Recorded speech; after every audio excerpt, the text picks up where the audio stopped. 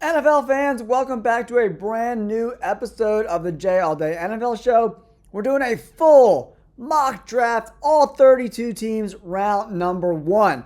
Let's kick it off, guys. Titans, you're on the board. Are they going to trade the pick? Are they not going to trade the pick? I doubt they trade the pick, right? Will Levis sucks, straight up. And their head coach and Will Levis were screaming at each other like every other game. He wants to move on, get his quarterback. Cam Ward is the guy. It's that simple. Titans go Cam Ward. They're not trading the pick. They're not doing it. That leaves a very big decision for the Cleveland Browns. Do they go quarterback here? Do they go trade this pick away? Or do they give themselves the best defensive line in football and draft Abdul Carter? Or do you draft a generational talent like Travis Hunter that could help you on both sides of the football? I don't think Shedeur Sanders is worth the second overall pick. So if you don't want Shedeur, maybe trading out of this pick makes some sense for you. Even if it is trading with the Giants. Get some draft capital, right? I've been going back and forth between Travis Hunter and Abdul Carter for a long time for this second pick. Shedeur Sanders doesn't seem like he wants to go play in Cleveland.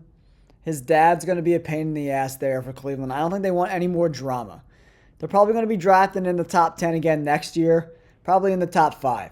So we'll get a quarterback in a better class next year. Maybe they roll with Kenny Pickett this year. But Travis Hunter or Abdul Carter? I'm going Travis Hunter here.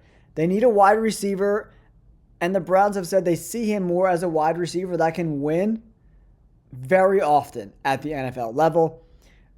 Do they play him at cornerback as well opposite Denzel Ward? Probably.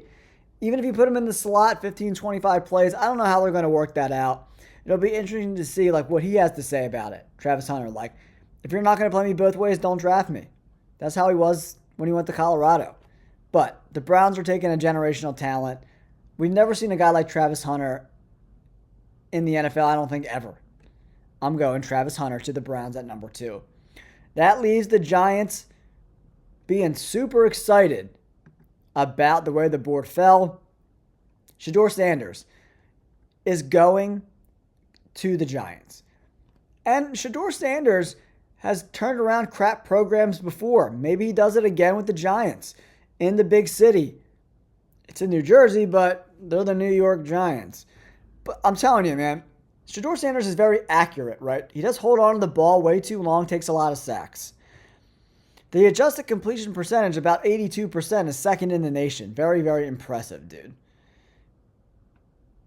4th in deep yards, 8th in screen yards. He throws it all over the yard. 4,000 yards. Playing behind a pretty shit offensive line of Colorado. It makes too much sense.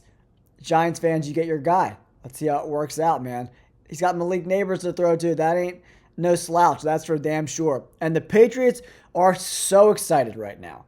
Abdul Carter just fell to the Patriots at 4. I'm excited about that. Patriots fans, you should be excited about that. You're going to pass on Abdul Carter to draft Mason Graham or Ashton Jeanty or Tet McMillan? No chance. If the board plays out like this, the Patriots are going to be stoked. Vrabel is going to be losing his mind. Abdul Carter is a New England Patriot. Now, number 5 overall, the Jaguars could go Tet McMillan. They could go Mason Graham or surprise everyone and draft Ashton Jeanty. But for me, I even think Tyler Warren's in play. Call me crazy, but Evan Ingram just walked. Trevor Lawrence loves throwing to the tight end. So you know what? I might be throwing the first wrench into this mock draft. Tyler Warren to the Jaguars at 5. No one's talking about it, but Evan Ingram moved on, and he was extremely productive at the tight end position with Trevor Lawrence. Liam Cohen, the new head coach, offensive-minded guy.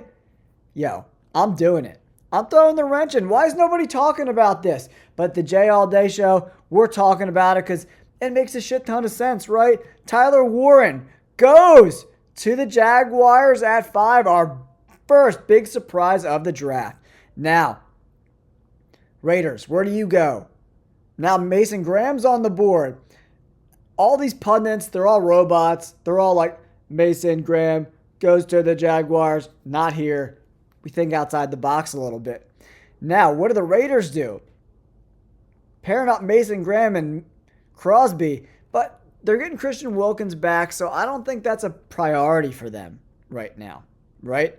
Not a priority. Ted McMillan or Ashton Jeanty? Let's flip a coin for that one, huh, guys? What do you think? Pete Carroll. I know he had that flub in the Super Bowl passing on the 1 yard line, but he likes to freaking run the ball. It makes everybody better. Ashton Jeanty goes to the Raiders at 6. Now, Jets fans, you're stoked because Mason Graham's still on the board. You need some D-line help. That defense underperformed considerably. Aaron Glenn, the new head coach there, very defensive-minded guy, obviously. Mason Graham goes to the Jets at 7. Now, Panthers fans, you're on the board. Xavier Legette didn't really pan out as an ex-wide receiver. He's still young, a little bit of an immature guy football-wise, so maybe he gets better as time goes on. So what do? Is Ted McMillan? Will Campbell's on the board as well? You could go a lot of different ways. Do you bring in one of those edge defenders like a Mike Green? That could be interesting. But you know what? Bryce Young showed a lot of improvement in the second half of the season last year. Let's give him a guy who can line up all over the field, got good, strong hands, high catch point guy, contested catch rate over 60%, drop rate under 8%, excellent against man coverage. Ted McMillan goes to the Panthers at number 8. Now, New Orleans, you're on the board here. I want to protect whoever the hell the quarterback is. He's from Louisiana already. New Orleans gets Will Campbell at 9. It makes too much sense.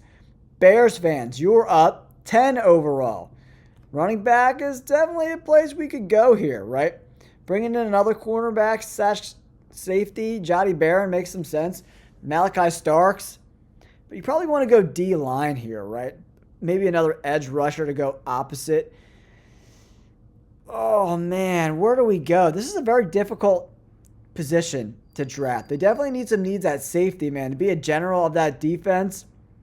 But Ben Johnson, the new head coach, probably want to go some sort of offensive weapon here.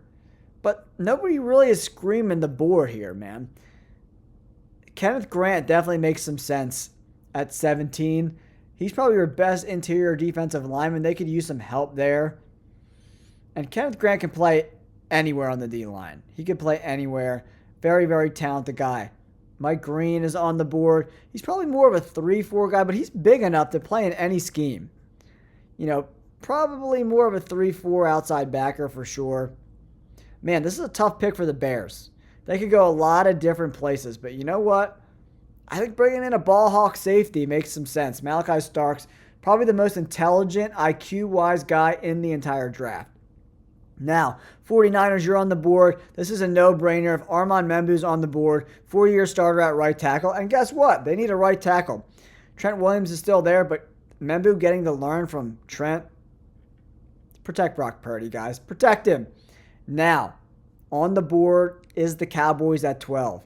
They could go a slew of different spots in this draft. Omarion Hampton is definitely in play at number 12. But for me, it's going to be the edge rusher. James Pierce makes some sense. But he's kind of an undersized guy. Do they need 2 of them? Is he big enough to set the edge? I think he could get some size added to him and be able to do that. You know, if you look at the stats, pretty good against the run, 84 overall grade. They could, Deron Bland's contract's up, so Will Johnson is definitely in play for me. But, man, they need offensive weapons desperately, guys.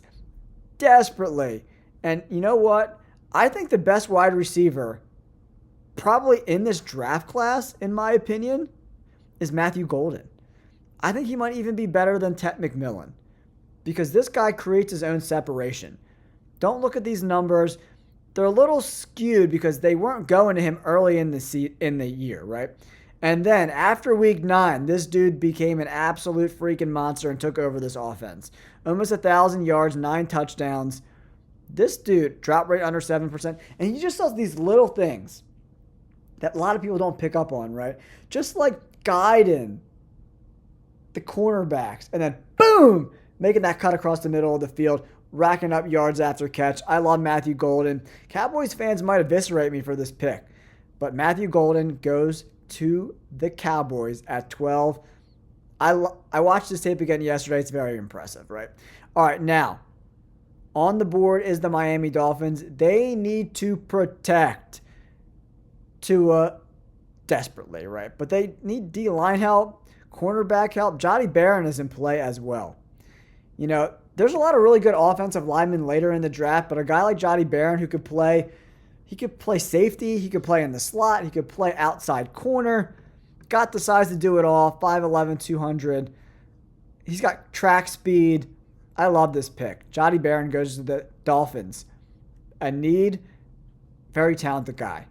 13 overall. Now, up at 14 is the Colts. They could go safety here. They could go linebacker, and I think that's what they might do, man. And Jahad Campbell, they need edge and linebacker help, and Jahad Campbell can do it all. He can do everything, man. He's so unbelievably talented. I love him. But also, Mike Green. Mike Green would be great in a Colts uniform, huh, guys? Mike Green definitely makes some sense. James Pierce Jr., he could make some sense there as well. Kenny Grant, where's he trending to? A little bit later in the draft, right? The Colts could really go anywhere, but you know what? They need linebacker help, edge help. I think Jahad Campbell is just a perfect fit for their needs. I'm going Jahad Campbell to the Colts at 14. Now, Falcons, you're on the board.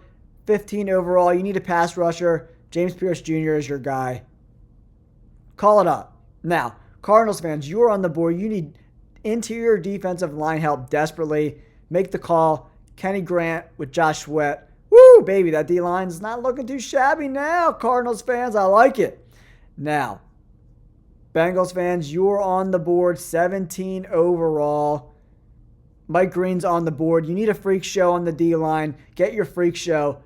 Mike Green goes to the Bengals at 17. Now, on the board, 18 overall, it's the Seattle Seahawks. We say this every freaking year. Guys, you need to do a better job drafting offensive linemen, and they never do. This year they do. Josh Simmons. For me, tape-wise, one of the best offensive linemen in this draft. He got hurt early in the season, but look at the grades in the beginning of the year. Just road grader guy. Might have to move into guard, but he could play tackle. If he's healthy and the medicals check out, it would be a steal for them to get Josh Simmons at 18 overall. Now, 19 overall is the Tampa Bay Buccaneers. A guy I really like is Jalen Walker. Got to work on the missed tackles a little bit, but he's an athletic freak. He could play off-ball linebacker. You could put him at outside linebacker. He could play anywhere. He fits perfectly into what Todd Bowles wants to do defensively. Jalen Walker goes to the Buccaneers at 19. Now, 20 overall, here we are. Broncos fans. We could go wide receiver, but you know what? I'm giving them a true bell cow back. You know, 1B running back in this draft class. Omarion Hampton is a beast. Catch the ball out of the backfield, 6'1", 220. He's never going to come off the field. Broncos fans, you get a stud in Omarion Hampton at 20 overall. Pittsburgh Steelers fans, I know you brought in Darius Slay on a one-year deal, but oh my goodness, those cornerbacks, not very good. I love Will Johnson, a steal at 21 overall for the Pittsburgh Steelers. This pick also makes way too much sense. Jim Harbaugh reuniting with his Michigan guy, Colston Loveland. Give Herbert some more freaking pass catchers, man. Oh my gosh. And draft a wide receiver in the second round while you're at it. Jimmy, let's go. Let's go. Packers fans, you're on the board, 23 overall. You need an X wide receiver. You need an edge defender. Donovan Ezeraku could be a beast mode for you guys. He's probably too good to pass up at 23 overall. You could use a cornerback in this spot, but there should be some good guys when you're picking in the mid-40s in the second round. Donovan Ezeraku is too good to pass up, Packers fans. Too good. You need him. He's a monster. Let's get it done. Vikings fans, you're on the board. This is a very interesting spot as well. Kelvin Banks still on the board. Walter Nolan's still on the board. Walter Nolan is a freaking beast, man. Does come with some off the field baggage. He's just so good. Well-built player, incredibly strong, great tackler, good effort guy. He's too good. Walter Nolan's too good. Vikings get Walter Nolan at 24. Now, Texans, you're on the board. You need a tackle. Kelvin Banks. It's not even worth thinking about. Kelvin Banks is on the board. You run it. You slam dunk it to Goodell. You get your left tackle in the future. Rams fans, you're on the board. 26 overall. One of these cornerbacks definitely makes some sense here.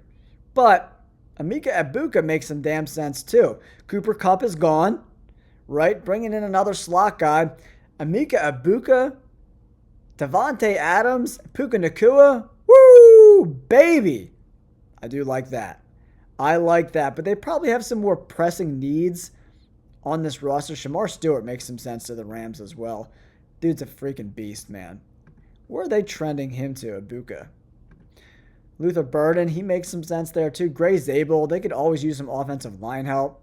Gray Zabel's like the Swiss Army knife of offensive linemen. Derek Harmon, they don't really need that spot though. Cornerback, they might reach on a corner here. They really might. Trey Amos, he's the best corner left on the board.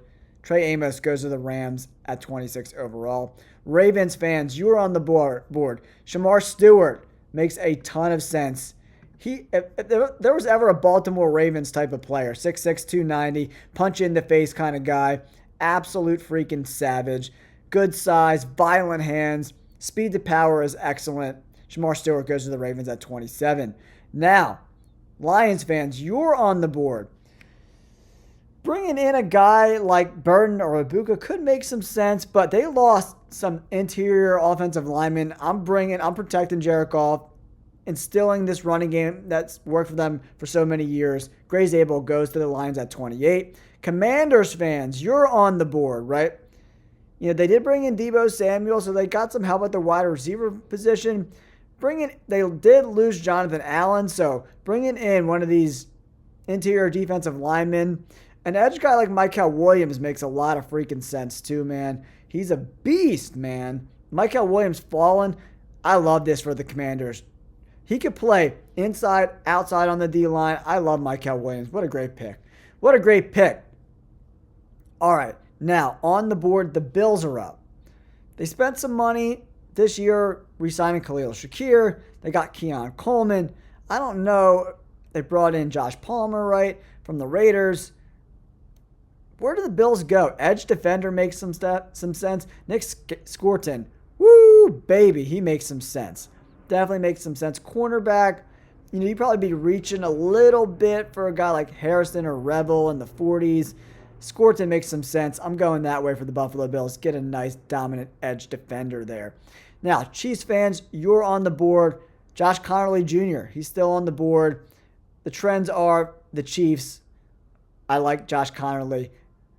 I think he could stick at tackle too, 6'4", 315. Needs to get a little bit stronger. Great at mirroring, but he definitely needs to get a little stronger. You know, the lower weight profile does limit his displacement strength in the run game, so they got to coach him up a little bit. He might move the guard eventually, but I like Connerly Jr. to the Chiefs there. Now, Philadelphia Eagles fans, there's some wide receivers on the board.